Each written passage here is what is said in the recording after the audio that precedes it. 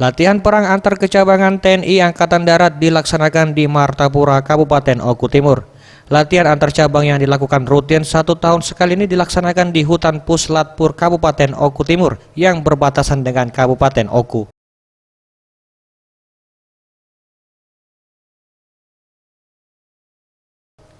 Kegiatan latihan antar cabang ini dibuka untuk umum, jadi masyarakat dapat melihat semangat para TNI dalam latihan. Tujuannya dibuka latihan antar cabang ini agar masyarakat semakin tinggi jiwa patriotismenya dan jiwa nasionalismenya, khususnya bagi kaum pemuda. Dalam sambutannya, Panglima TNI Marsikal TNI Hadi Cahyanto menyampaikan bahwa dalam latihan antar cabang ini para prajurit TNI Angkatan Darat harus memahami teknologi persenjataan yang berkembang.